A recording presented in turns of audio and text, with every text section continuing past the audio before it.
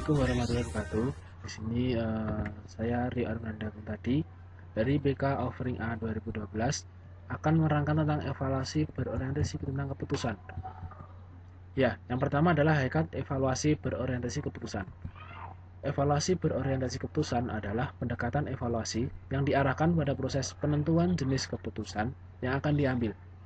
Dalam hal ini, pemilihan, pengumpulan, dan analisis data yang dibutuhkan untuk menentukan keputusan dan penyampaian hasil atau laporan pada penentu keputusan.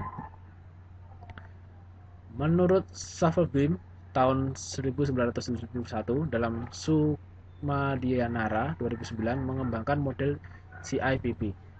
Yang pertama adalah perencanaan program dan evaluasi masukan. Yang kedua adalah evaluasi implementasi. Yang ketiga adalah evaluasi proses. Yang keempat adalah evaluasi hasil. Selanjutnya adalah model CIPP terdiri dari 4 komponen evaluasi sesuai dengan nama model itu sendiri yang merupakan singkatan dari pertama, konteks, input, proses, dan produk.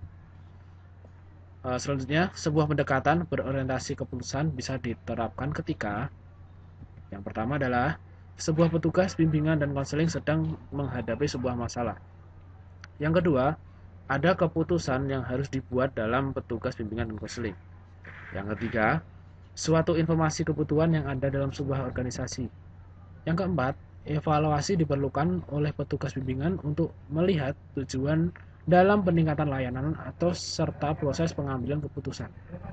Yang terakhir adalah kepemimpinan ada dalam organisasi karena pendekatan ini berfokus pada bekerja dengan dan melayani para pengambil keputusan seperti konselor dalam memutuskan program layanan. Selanjutnya adalah tahap evaluasi berorientasi keputusan.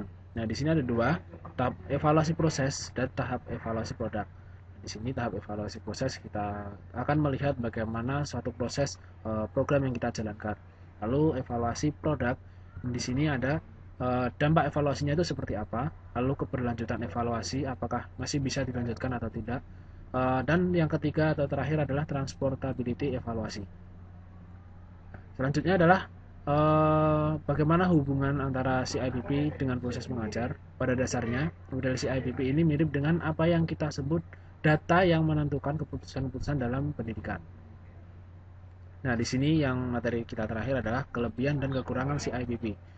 Model evaluasi CIPP lebih komprehensif di antara model evaluasi lainnya, karena objek evaluasi tidak hanya pada hasil semata, tetapi juga mencakup konteks, masukan, proses, dan hasil.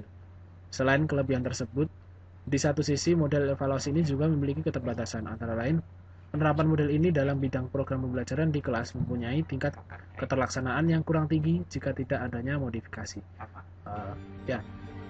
Terima kasih, sekian dari penyampaian dari saya tentang model CIPP ini. Saya ucap bila ada maaf, bila ada salah, saya ucapkan mohon. Terima kasih.